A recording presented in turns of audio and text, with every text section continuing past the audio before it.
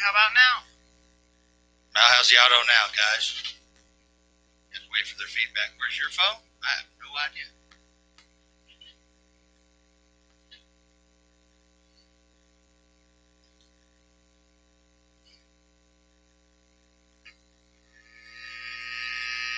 Okay, now they're saying it sounds good. Oh, look at that. Oh, yeah, it's even louder in my headphones now. It's super loud in mine. Wow.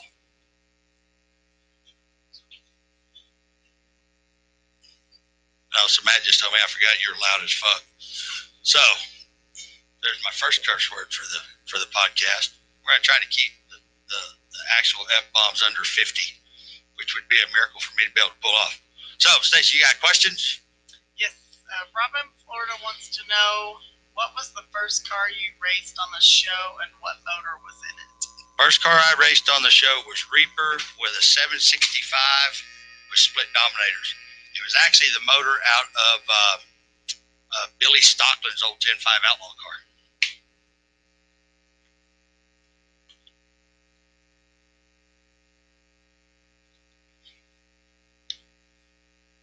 You picking them? So that actually, when I got that car from Brent Austin, and that 765 I bought a Chevelle that had that motor in it, and we went and won the Virginia Street Outlaws no prep race, and then I sold the Chevelle, bought Reaper, and put the motor out of it in Reaper. What's the smallest cubic inch Chevy you can build with an F3 121? There's no limit to the cubic inches, small or big. So you can build a 283 with a, matter of fact, I know a guy that right now has a 273-inch motor that's got compound turbos on it. Makes like 98 pounds of boost. So cubic inch doesn't matter what size Pro Charger you want to put on it, just how much boost you want to put into it. Now, if you put too small a stroke, it's kind of hard on the Pro Charger because Pro Charger takes power to turn, just like a Roots supercharger. So that would be the only factor in that. How'd you get hooked up with Bruder Brothers? I got hooked up with Nick and Rich Bruder, was Jack French at Billet Atomizer. Jack had told me, you need to talk to these guys, and at the time, Travis Quillen was helping me out, and then Travis went to work at NASA. So I had actually brought Bruder Brothers on to help with Reaper because, Travis had time to help me with one car. So it's been a great relationship with those guys. We built a hell of a friendship in a short amount of time.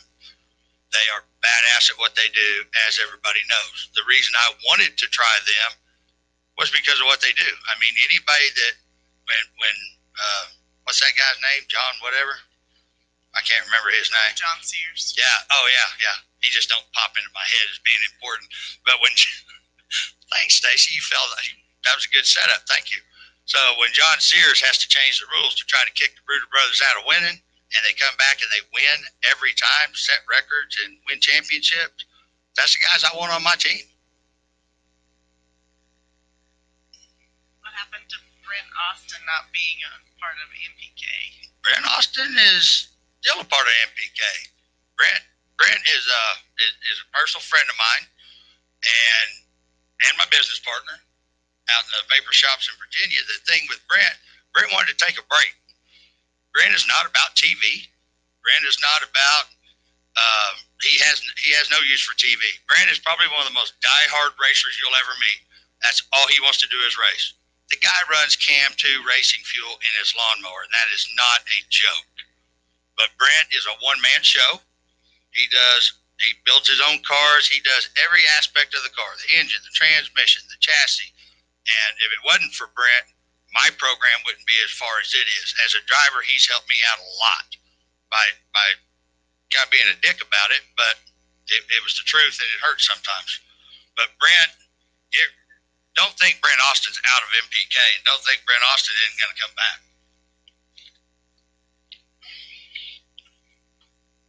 If you had to choose between a ProCharge 69 Impala or a 55 Chevy 210 ProCharge car for drag week, which would you choose? Well, that's not really a good question to ask me since I'm a 55 kind of guy. pick the car that's the most comfortable for drag week, because drag week is a bastard to pull off. You're going to need it. You are going to need some comfort, and be sure to put full exhaust on it all the way out the back.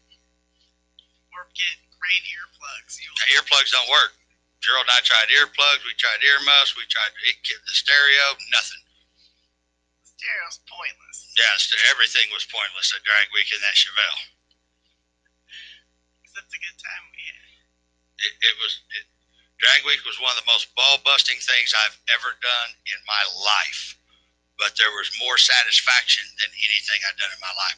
The camaraderie at drag week is off the chain. You have a problem with your car, you pull over, 20 guys will pull in behind you to help. It truly, the spirit of racing is prominent there. It's huge.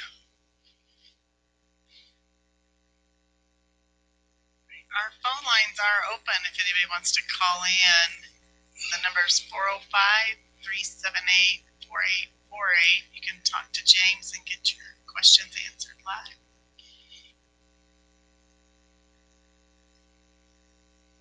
So do you have another question? What do you think is better for the street? Nitrous, ProCharger, or turbo? Ooh, tricky question. Depends on what street you're running on.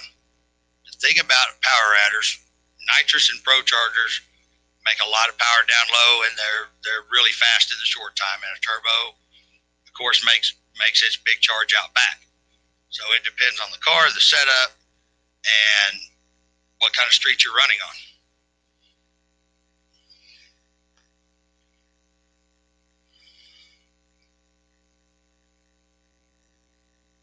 The other day, somebody had asked me about the Monty Smith Chevelle. What happened with the Monty Smith Chevelle is I was a little frustrated with it. Had problems here and there, and all that stuff's in the past. But Ozzie and Manny from HPP down in Texas, I was going to abort that car. I was seriously fixing to crush it with my Skytrack, and that is no joke. And Ozzie said, let us finish that car for you. And they have just about got it done. They repainted the car, wired it. It was just one of those deals that had me so frustrated because it seemed like every time somebody had touched that car, it ended up badly. So, and I began to think it was truly jinxed. And Ozzie and Manny from HPP stepped up and helped me out with that car, and that means a lot. I want to give them guys a shout out, because without them, that car never would have got finished. I would have never finished it. Do you have a beef with Sean? Absolutely not. Sean Ellington is one of the most stand-up guys anybody will ever meet. Sean Ellington has never backdoored me, has tried to help me, and I just wasn't smart enough to hear what he was saying to me. But no, I think Sean Ellington is a badass racer, and he's a great person. Matter of fact, when I first went to run my orange car on small tires, he literally jerked the wheels and tires off the OG Nova and the spacers and let me borrow them. But no, I think Sean Ellington is a great guy, and I'm so happy to see him come to MPK. He's a hell of a racer. He don't back down from nobody. And no, I think Sean Ellington is one of the most stand-up people out there. You considered going Hemi? No. Why not? Here's the reason I won't go to a Hemi. One, I have a ton of big block Chevrolet stuff, and it would be like starting over. Jack French actually offered to help me get a Hemi, said, whatever you need, I'll have DeSoma build you a Hemi. He said, I got backup motors, blah, blah, blah. But the thing is, I'm a Chevy guy. I don't know anything about a Hemi. Hemis are great. 481Xs are great.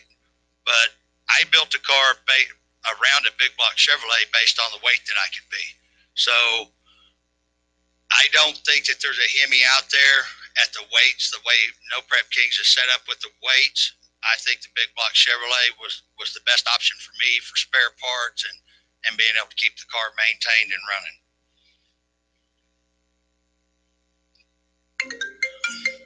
We have a caller.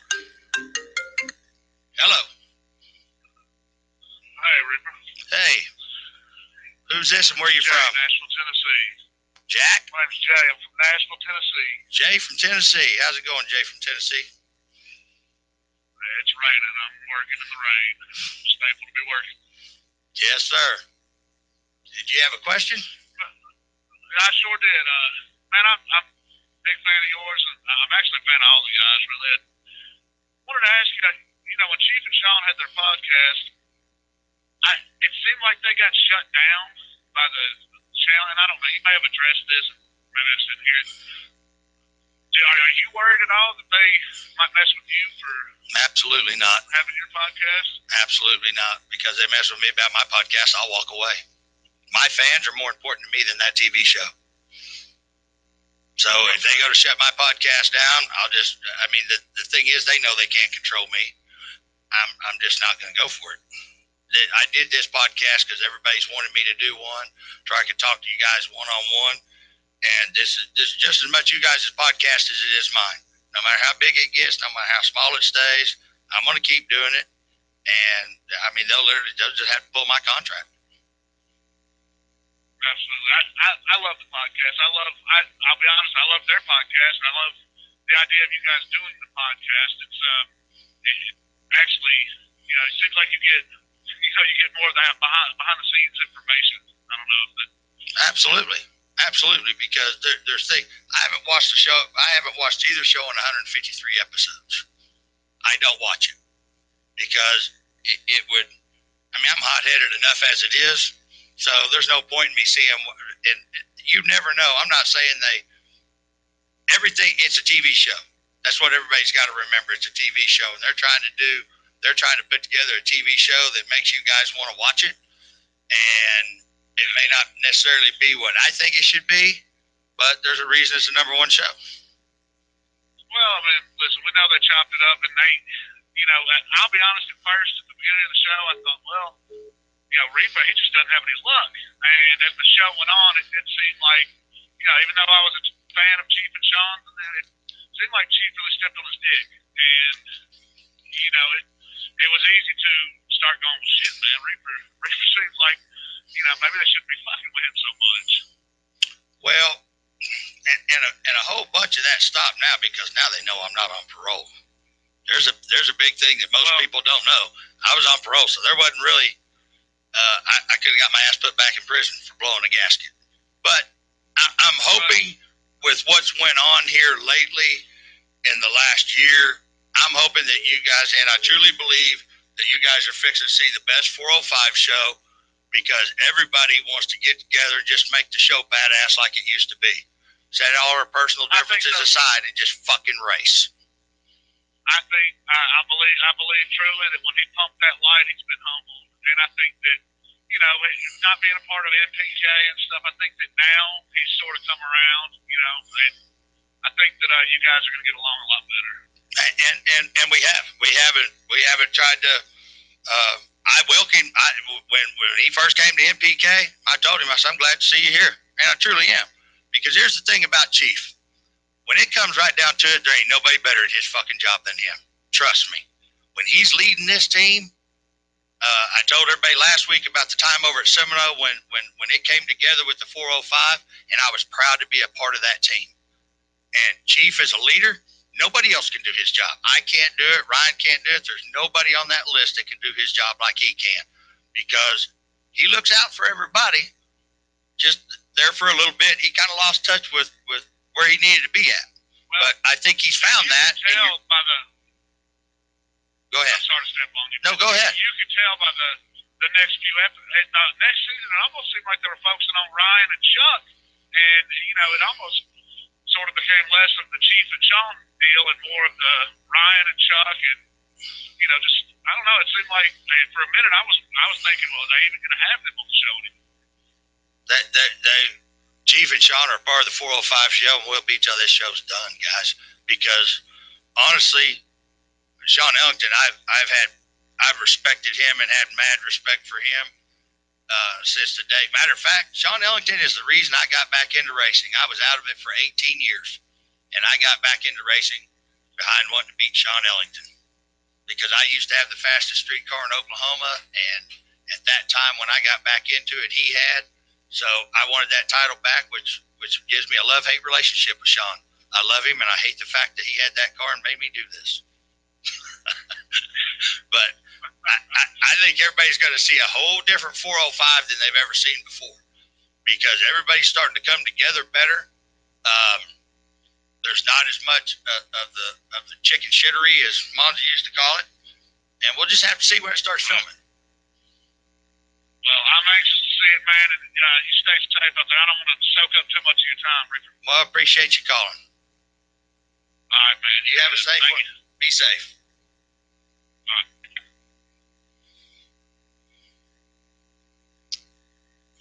What's your outlook on Pat Musey and No Prep Kings? Well, Pat Busey's been a hero of mine since I was back, 15, 16 years old.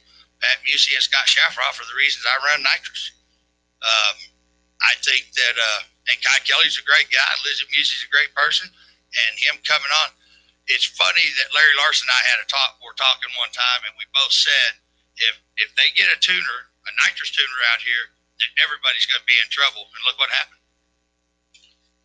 When you bring Pat Musey to the equation with Nitrous, everybody's going to have a problem. It's going to be a problem. As in, you're going to have a hard time out running them. And I'm glad to see. I'd like to see everybody be a part of No Prep Kings. That show means a lot to me, and a lot of everybody out there pretty much knows why. But I want to see it grow and grow and grow. What you got, Stacey?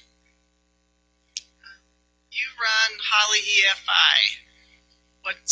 Why did you choose Holly over Fuel Tech? Okay. EFI, here's the big misconception of EFI. Everybody thinks, well, if you don't have Fuel Tech, you can't go fast. If you don't have Holly, you can't go fast. If you don't have fast, you can't go fast. Guys, I've run every fuel injection. I have not ran a Fuel Tech, but the truth of the matter is that the system is only good as the tuner that's behind it. So at the end of the day, I run Holly because Holly is very simple for me to understand. When I'm doing the tuning, I understand it. Monty Smith is who got me started with Holly, and I like the system. Fuel Tech's a badass system. All these systems are really great systems. I mean, they're designed to put they're designed to put fuel and spark in the motor at a certain time. It all comes down to the tuner. But Fuel Tech's a great system. Holly's a great system. There's a lot of great systems out there. I think they're the two top systems. But Holly, for me, is just a simpler system to use. And you and Nick wouldn't have anything to debate about. Oh, no, that ain't a debate. That's an out-and-out argument every time. Every time. And every time I bring him another Holly customer, that's just one more thing I listen to him bitch about. When the Brooders are down here, we'll film the next time they're down here because it is not what you guys think in the shop. There's a whole bunch of calling each other dicks and you're an ass. I mean, it's going back and forth all the time. Practical jokes. It's a lot of fun when they're down here. Those guys are super serious when they get on the racetrack, but they become really good friends, and they are a blast to be around. There is never a dull moment when we're all out there in the shop working on a car. No, it's a reality show all in of itself. Yes, it is. I just want to let you guys know on the call-in part, the next podcast, we will have the call-in from the actual podcast working. I'm sorry to you guys in Australia that are trying to reach out and can't. So. Oh, they can't? We'll get that working for you. Well, we're new at this, guys. We're trying to come through, and the phone line. I'm not on the phone with anybody. We don't have multiple lines, but we're figuring this out as we go. We appreciate you guys hanging in there with us while we learn this. It is a learning curve. Tell us about Dominator. Is he as down to earth as he appears on the Absolutely. The most down to earth, truly. I tell everybody the same thing. In No Prep Kings and all these shows, there's only two truly nice guys. One is Robin Roberts, and the other one is Joe Dominator Woods. Joe is exactly how he is on TV. He's a great guy, really good friend. Probably, believe it or not, one of the smartest guys out there. He's a chassis builder. He's a tuner. And Joe's just a great guy. He's a great guy all the way around. Yes, he is. He is truly that nice a guy.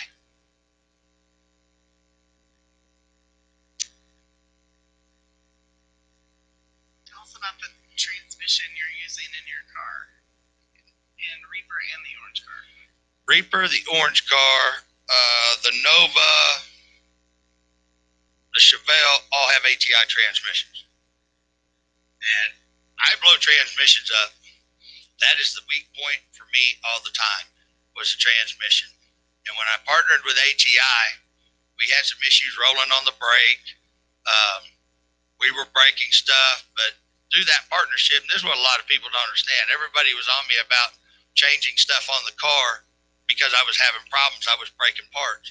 But matter of fact, John Lane at ATI said it best. He said, when you take on sponsorship, you are now an R&D car.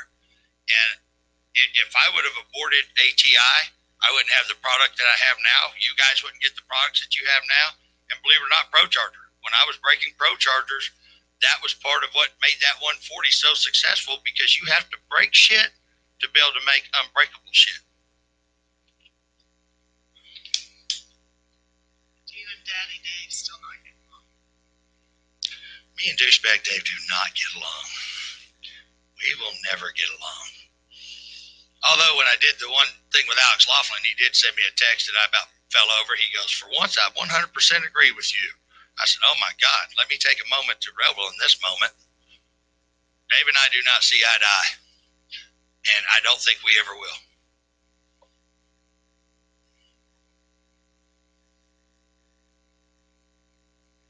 Tell us how you're coming on our shop projects. What are we doing with our 56 today? We are fixing to blow some more primer on that thing and lock it one more time before we start squirting paint.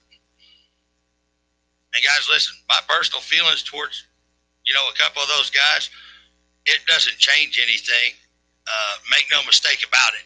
If I'm with that group of guys and somebody reached up and went to hit Daddy Dave, I would jump in the middle of it and I would jump to his side. So no matter what my personal differences are, they are part of the team and I'm a part of that team, and I will fight back to back anybody that tries to disrespect or get in the middle of that stuff with them.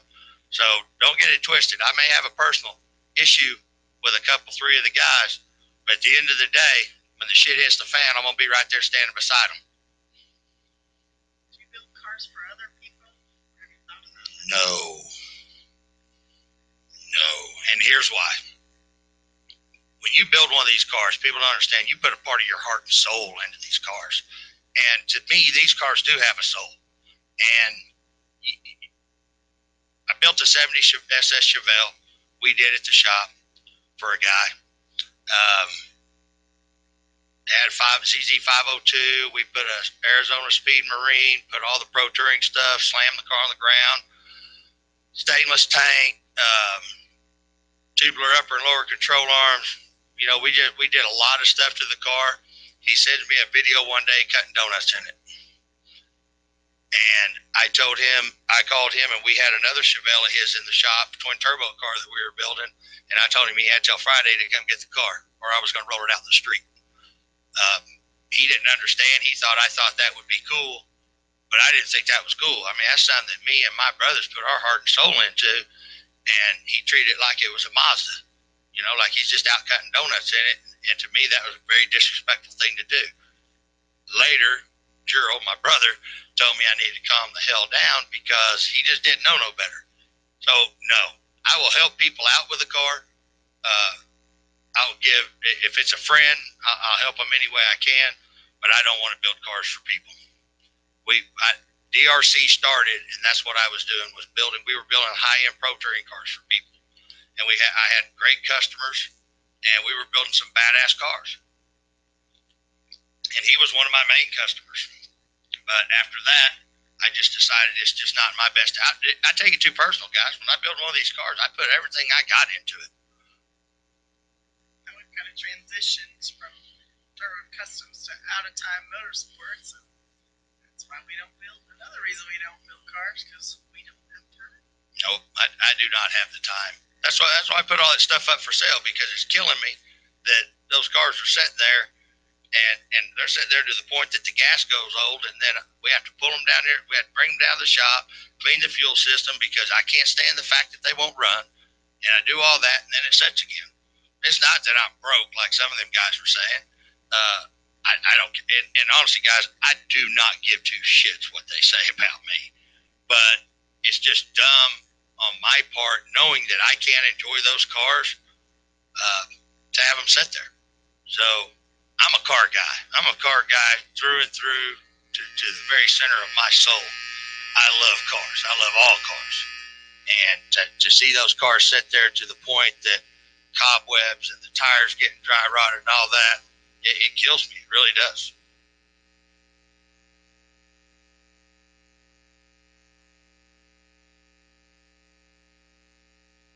Stacy's reading comments.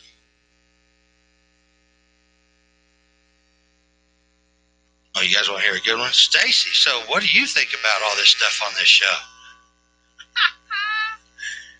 don't think they allow us enough airtime for that, do they? What's your opinion on the whole TV show? Well, I will say we have had some really great opportunities to meet some nice people, travel to some great places, and do some things that we would have never gotten to do had it not been for the show. Now, let me tell you what Mrs. Politically Correct says behind the scenes. She hates it. She wants me to get away from it. She, and I can absolutely hear everything you're saying over here. So, Stacy doesn't like it. She does not like it. She does love the racing part of it, but the thing is she's a lot more hot-headed than she portrays herself to be. And when, especially if somebody makes a comment about me not driving, not being able to drive a car, it sets her ass afire. All right, to be not political and honest, that taps my hot-headedness like nothing other ever has, from pretty much from the gate. When we first started out there and watching the games they play, then have to deal with social media. I can't handle people disrespecting you, saying stupid stuff about you that's not true, especially about the driving. And I did a post on the page a month or so ago because I just can't take it anymore, and I've kept my mouth shut for 5 years, which is a pretty big challenge for me. Absolutely. Side of Stacy, everybody don't know, but that's what gets her fired up about it. The racing part of this is a lot of fun, guys, and I mean, being number one on that list is everything. And when I forced the vote on my car, I wanted away from the list, and I'm going back to the list because I feel like when Brantley turns 6, I'm done getting in 3-second cars. I'm just not going to do it no more because I can't let my grandson, who is my whole world, see one of the guys. You don't understand. We're riding a hand grenade with the pin pulled with these cars. Make no mistake about it. Everybody that thinks they can do what we do, I promise you, you take the best pro stock driver, any of them, you put them in a car on the street, in a true no prep situation, they are going to wad that car up. And I mean that about any driver that's never done it. Not downing anybody in this sport. I love this sport. This sport is my whole life. I've lived my life behind it. But what we do, these cars, anybody that's ever got, that was the big thing with No Prep Kings, was everybody gets to see how fast these cars really are. Because you can't tell on that TV show how fast all of our cars are. And the thing is, when Brantley turned 6, I made him a promise. I made myself a promise. I wasn't getting in no more 3-second cars. Maybe why orange cars have small tires on it, because that's technically, that car will never run 3s on a small tire. So, excuse me. This is a sport that I love. I've loved this sport my whole life. I've lived cars. I've raced my whole life. But I can't stand the thought of my boy who goes with me. He's my grandson. He goes with me to everywhere I go, he goes. And when we had the crash up derby thing, when I got pinned against that wall, he literally lost his mind, guys. They're hurting my pawpaw. They're hurting my pawpaw. And that's when I made him that promise.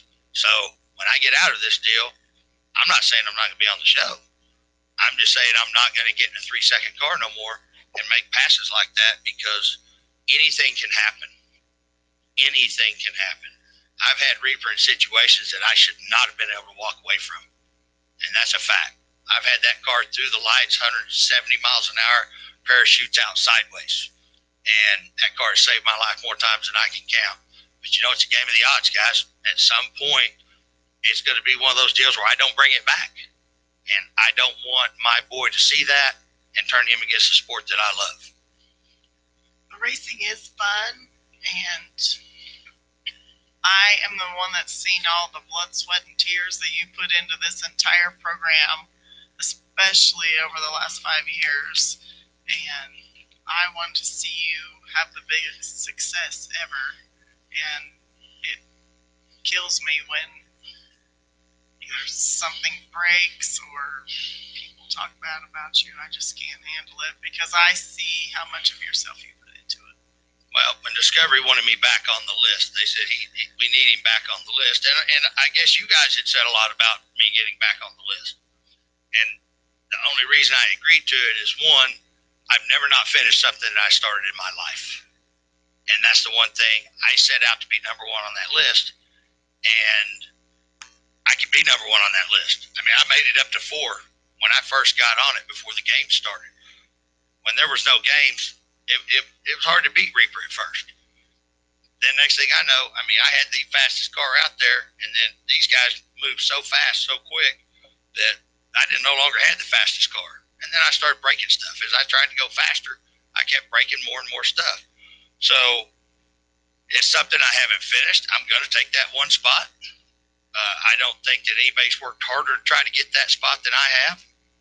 What you guys don't see is I get up at 2 o'clock every morning. I come down to this shop, and I work till 6, 7 o'clock at night every day. And when it comes time to race, I put everything I can. I do everything that I can to try to keep from breaking stuff and having problems with the car. It's called racing, not winning. I've won my share of no preps. I've won 4 or 5 no preps, which is a pretty good record because there's some guys that have only won 1, and there's some guys that's won 10 of them. But all the cars in MPK, all the cars on that list, it is not an easy task. There is a reason, guys. Nobody has ever beat the 405. You guys bring up JJ's show. That show is, what's that show called? Fastest Street Cars in America? Fastest in America. It is. That's what the name of the show is. Fastest in America, other than the 405. Because the truth of the matter is, everybody's on that show, we beat every time. So it's kind of one of them deals. I guess it's just better to let everybody else find out who the second fastest in America is. But I will still say, I will give everybody on this list their 100% of the credit. I still believe with everything that I am, there is nobody on this planet that can beat this team. And I don't care who it is. I don't care who they're from, where they're from. And I'm friends with just about all those guys. Bodie and I are super tight. I like Kai Kelly. I've been friends with Kai Kelly. I don't know how good friends we are, but we like each other and we get along great. Bird Boys, I like the shit out of the Bird Boys, all of them. So I don't have a personal problem with anybody but a couple here in the 405. And those guys like me better than some of the guys in the 405 like me. But the truth of the matter is, the 405 has never been beat. They've never brought 10 cars down to whoop this list. And I don't think it can be done. And I truly don't think that. And that's not because I'm arrogant. That's not because I'm bragging. I've watched what we do to get where we're at. When Nick and Rich Bruder first came down and we're over testing that car, Nick looked at me and he goes, damn. He said, because it was me and Ryan testing all the time.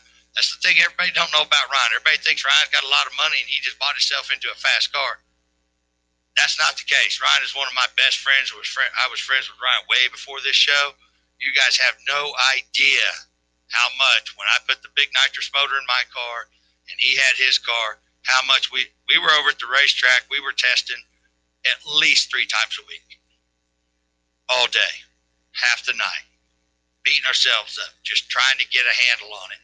And you know, if you knew the amount of time that Chief had more passes on that car, he had more passes on that black car, or the white car. He probably had more passes on that white car in 3 months than most people will have in the lifetime they own their cars. I quit counting at Reaper at over 500 laps in it. And I just quit counting. And that was, how long ago was that? That's a couple years ago. So I still will say the whole thing with JJ, we were not invited. But why do you want to invite the guys that everybody already knows is the fastest? That's just my 2 cents for it. Well, I'll get a phone call over that, I'll bet.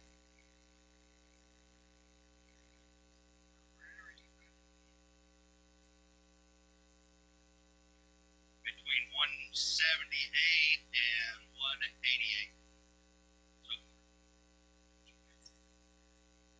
fastest CT is 403, 404. Reaper. Right, it's got that was with the 581. That's actual ET numbers that I can verify. The car, according to the data, which I don't believe in using the data, it's around all the time, but Nick swears in Florida the car went 390s. I don't know. I don't say it's with 390s. It's capable of running 390s. It's just not capable of doing it very long. And that's the thing. It runs 404, 405, 406, 405, 404 back to back to back. And that car weighs 2,760 pounds. My new car weighs 2,520 with 70 pounds in the trunk and me sitting in the car. It's actually going to be about 2,450, and I can race it at 2,550. So you take 200 pounds, almost 250 pounds off a Reaper. I don't know what it'll run, but it'll be a hard car to contend with. Are you 581 in your new car? No, I'll pull the 574 back out of Reaper, but I just want to take it out and I want to test it and make sure that the motor's good and everything's going to do what it needs to do before we stick it in the new car. Because once I get done with the new car, I don't want to be working on it. I put everything I've got into building the absolute nicest car that I could possibly build, and that car is a beautiful car. I'm so proud of what my brother's done, and I don't want to be working on it. I want to take the car out, make a statement, and the car do well. Andy in New Zealand, thank you for participating in our podcast, giving us good feedback and asking good questions. Any more questions? We'll take one more call if anybody wants to call in. Yeah, if somebody wants to call in, we'll take another call. We get a whole bunch of calls at one time because I kept having to send a voicemail. Yeah. So we got to get the call queue set up because we had like 7 or 8 people calling at one time. Every time when I've been on the phone, it just keeps going and going. Right. So, I'd get frustrated if I kept getting dial toned. 405-378-4848. That phone line will be open for a few more minutes if you guys want to call in and talk to Reaper. I so hate being old Reaper.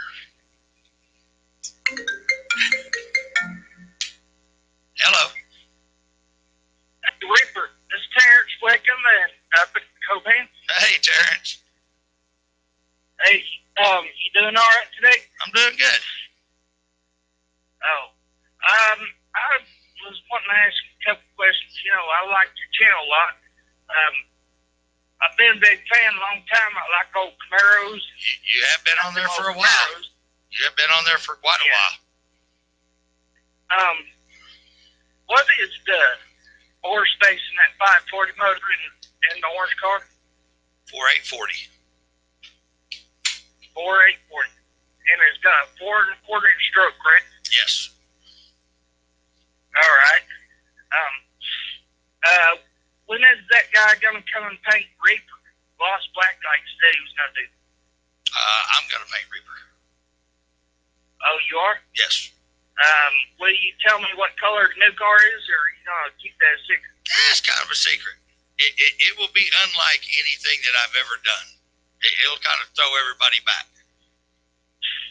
Oh, really? Yes. Cool. And are you still going to put a new nose and quarter panels on the orange car?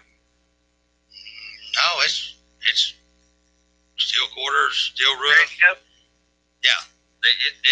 It doesn't have the carbon body with the quarter panels over top of it. It hadn't had that and I put the original body back on the car. What a lot of people don't know is I did that shit on purpose. I did that intentionally because when I first built the carbon car, the rules were steel roof, steel core. The rules were pretty much anything goes. When Chief brought out his Pro Mod and all that, I was building that car. Then when they changed the rules, I'm like, shit, what do I do? I'd already mounted the body on the car. I couldn't, if I tore it off, I'd just jack up an $8,000 body. So that's when I asked in one of the drivers' meetings, so let me get this straight.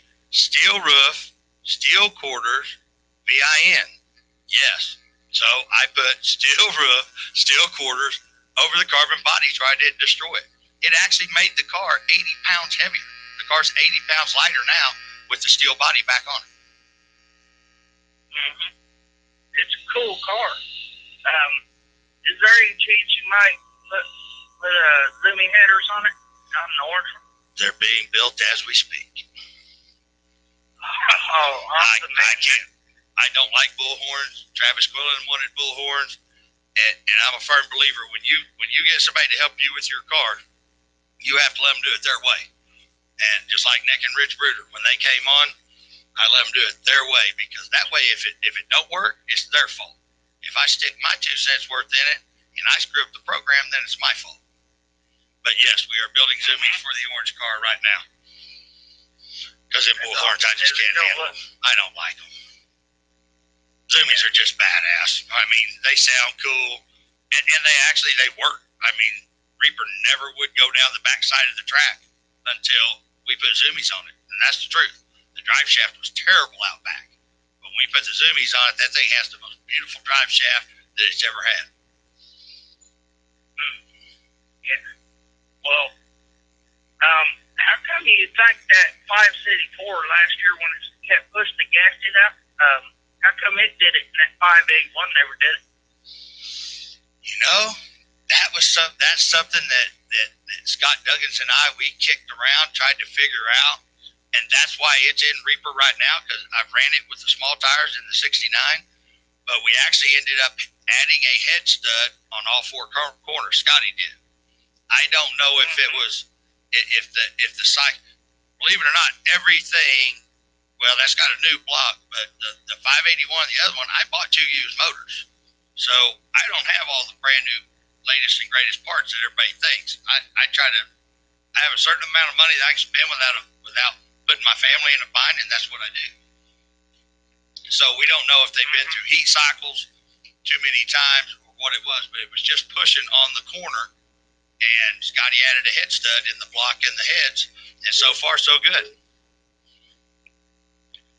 Cool. I'm ready to see that sucker run. It sounds like it ought to be pretty fast. Well, it should be. It's light, and it should be a good one. All right, Terrence, we got another caller, and I appreciate you calling in, buddy. Okay, thank you. Thank you. Bye.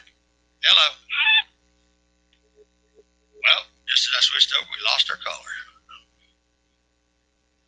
We've had a couple, 3 callers. That's the thing. We got to get that queue thing set up. Get your sound guy in here, take care of it. Get it figured out. All right, guys, we'll take a couple more calls if you want to. If you call and you get the voicemail, just call back. Because we don't have it set up for a call queue yet, but we will. By the next one, we will. Well, we did talk about we're going to do these on Tuesday and Friday. I can't do these every day, guys. Some of you on the deal wanted to do it every day. But right now, we're going to do them on Tuesdays and Fridays. And that way, if we're starting to go to a racetrack, we can tell you guys what we're going to be. And, of course, Tuesday, I can tell you what happened on Monday.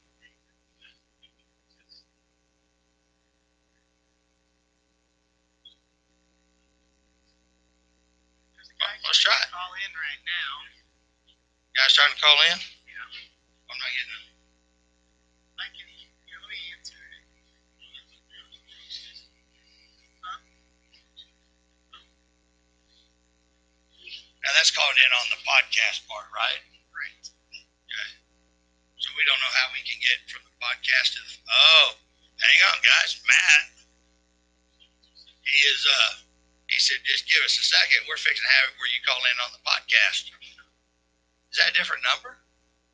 No, when they open the Podbean app and they're on the live podcast, you just call in through the app. There's not a phone number. You just push a button and it dials you in. Oh, that's cool. And I messed with that earlier.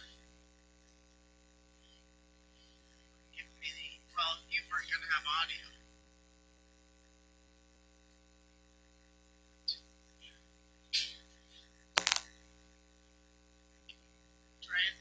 All right, we'll see if this works. Hello. You're live on Reaper's podcast. How you doing, Ranger? I can't. Reaper. Can you hear him? I can hear him. Not real loud, but I can. Reaper, I want to know your thoughts on Radio versus the World. Have you ever thought of running that? Give me just 1 second. We were testing something, but I'll ask him your question. Ranger, what's your thought on Radio versus the World? Have you ever thought of running that? I ever ran Radio versus the World. Pretty much not any form of racing. I haven't tried it.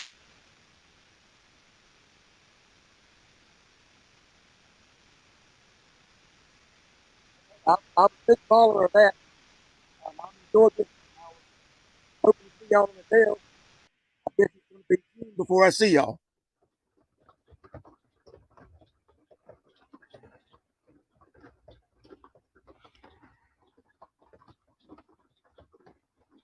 I think I lost you.